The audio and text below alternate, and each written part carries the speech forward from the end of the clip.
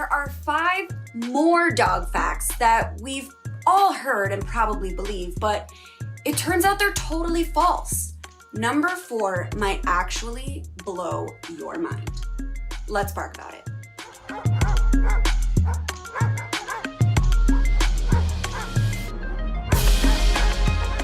Welcome back to Alpha Paw, your destination for everything dog. I'm Bernie Zilio, and I'm on a mission to answer every doggone question you have ever had about your fur babies. And this is part 2 of our series dedicated to debunking commonly believed myths about dogs. Fortunately, we have an amazing vet with us today, Dr. Jordan Cole. Dr. Cole earned his veterinary degree at UC Davis School of Veterinary Medicine in 2018 and has considerable training in both small and zoological animal medicine. Beyond clinical work, his interests include endangered species conservation and One Health, and he is currently involved in giraffe research. Dr. Cole will be filling in for Dr. Ross today, and we are so happy to have him. Welcome to Alpha Pod, Dr. Cole. Great to be with you, Bernie. Thanks so much for having me on. Thank you so much for being here. This is my personal type of video because I am the person who believes all of these myths until they are debunked here on Alpha Paw. So let's get right to it. So the first myth that we are debunking today is one that I have always believed and heard and all of that good stuff, is that mutts are healthier than purebred dogs. But apparently that's not true. Can you explain why, Dr. Cole? Sure. So I'll start off by saying, whether they're purebred or mixed bred dogs, we love them all. No ifs, ands, or mutts about it. But to answer your question, thank you for that. But to answer your questions, I had to. I guess there is a distinction between health and, being predisposed to certain diseases. So, when we talk about health, all dogs, are going to be healthy or unhealthy. Unfortunately, a lot of times, dogs are going to get sick no matter what, no matter if they're purebred, no matter if they're mixed bred. We do our absolute best to try and prevent that, but, it doesn't really matter. A lot of times they will, get disease. Again, purebred dogs sometimes are known, depending on the breed, to suffer from specific inherited diseases. But, again, it doesn't mean that, mixed breed dogs are protected completely from diseases or from those specific diseases. So, again, unfortunately, any dog can get sick. And that's why, we always recommend, bringing your pup in for annual veterinary checks to make sure that they're up to date on things and there's nothing that we need to, be concerned about. That's very informative. And that's important. There's a distinction. It's knowing, I guess, the lineage or how a certain breed of dog tends to age over time versus a dog who may have that breed and another breed and another breed. We don't exactly know. So I'm glad we touched upon that. So the second myth that I want to debunk with you today blew my mind. I had no idea. But apparently most male dogs lift their leg to pee, but apparently some female dogs lift their leg to pee. Can you please just explain this to me? So, there's no unspoken rule, when it comes to how dogs behave, whether they're, going pee or doing whatever. And so, yes, some females will lift their legs, potentially, more dominant females may do that. And some males actually may squat to pee. Actually, my dog, Hagrid, that used to be really the only way that he would urinate is sort of going into a squat position. That's how mine pees too, my baby. And, not making fun of, him for doing that. There's no right or wrong answer. However, I will say it was very interesting. My dog lived with another male dog for a few years. And after a certain amount of time, he actually learned to lift his leg like that other dog does. So, who knows whether it's a learned behavior or, something else. We don't know for sure. And I will say there are many factors that determine behavior. You can't really always explain it, but it certainly never ceases to be fascinating. That's amazing. I have never seen a girl dog lift her leg, but I would love to. Queen bee right there, just like owning all the other dogs in her vicinity. Love it. Okay, so we have a third myth that I want us to debunk. And my dog's here in the background. And coming from someone like me who loves a good Google home remedy situation, I know that online says garlic can actually be a flea preventative for dogs. But I've come to learn that that is not true. So can you kind of explain that to me, please? To my knowledge, garlic has, not been scientifically proven to prevent against flea infestations. And certainly want to make it clear, whenever we're talking about garlic or onion for that matter, both of those foods can be highly toxic to dogs and cats. They cause a condition called hemolytic anemia, which basically means that the red blood cells will break open. And that will lead to a deficiency in red blood cells if that happens on large enough a scale to create actually quite an emergent condition in dogs and cats that ingest onion or garlic. And so, again, just want to make sure if you think that your dog or cat has come into contact or ingested onions and garlic, it really actually does need to be eaten. Certainly best to get them to a veterinarian, contact a veterinarian as soon as you can.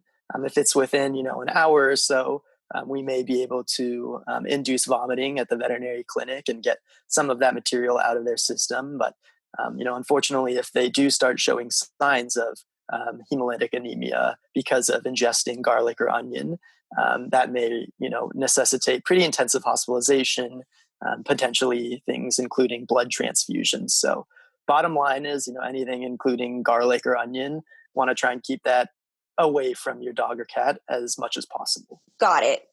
Now, I have seen that people say you can put garlic like topically on your animal. So you were saying that garlic is harmful if it's ingested, but is it harmful if it's topical? And also, why do you want your dog to smell? I don't know. I have so many questions, but does it even work if it's put on their skin topically? Yeah, listen, there's no such thing as a bad question. Knowledge is power here. But I would just stay away from it. I would feel uncomfortable, bringing garlic near them, because what if they lick it off their skin Exactly. or Yeah. lick it off their hair? I think it's just better safe than sorry. There are many other ways that, we can prevent flea infestation, not just flea infestation, but ticks and mites and other what we call ectoparasites or skin parasites. So please talk to your veterinarian about ways that are more scientifically proven and safer for your dog or your cat. Absolutely. So no garlic baths. Copy that. Now, myth number 4 that we're debunking once again has blown my mind, and it is that, well, I always thought dogs enjoyed eating food that tastes good, and apparently that's not necessarily the case. Yeah, this is a fun but also a pretty difficult question, at least for me to answer, because a lot of times it deals with how dogs perceive the world, their senses. And as hard as we try to, think or sense like a dog, we're not going to be able to get all the way there. But, specifically to answer your question about, tasting food, dogs are known to have, fewer taste buds than humans do. So it's likely that their sense of smell is, a much larger factor when, they're sensing what they're eating. Obviously, dogs' sense of smell is, many, many thousands and thousands times stronger, if not millions, than ours is. So they really perceive the world, a lot more through their nose than we do, of course. But again, this is one where we can't totally say for sure. It is a fun one to think about, though.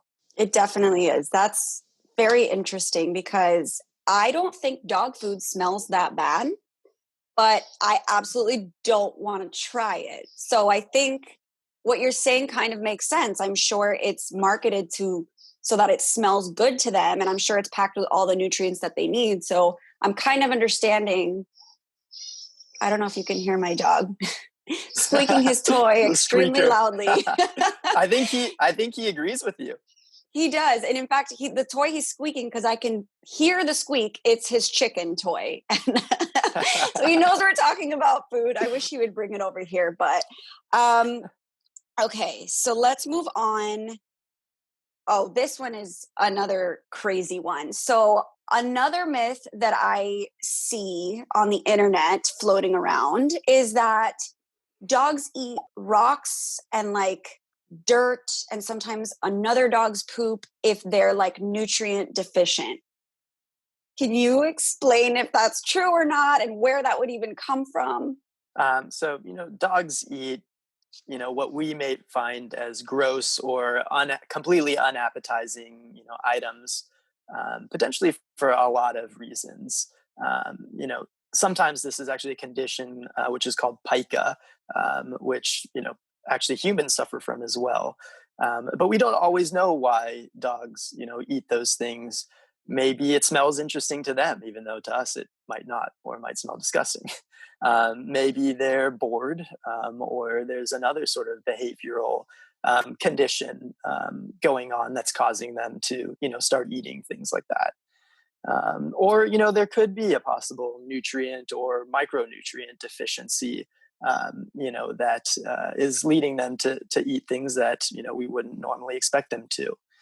I would say though, the key here, is to look for a pattern. If this is something that's happening, repeatedly time and again, the key is to find out why, to get to the bottom of it, because maybe there is something going on again, whether it is a nutrition thing or a behavior thing or something else.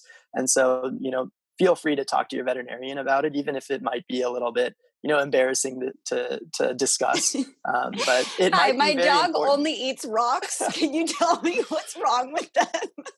Yeah, no. And in terms of, eating rocks in particular, that's one, that scares me a lot because, that certainly could be, a surgical condition that can cause, an obstruction of the GI tract. So, if we notice that, we want to try and stop it, but we also want to see if there's a reason that we need to address underlying it.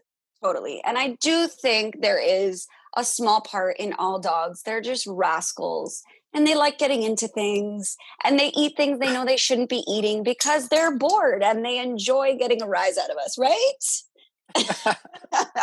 Pod They people will do, say they hi. do.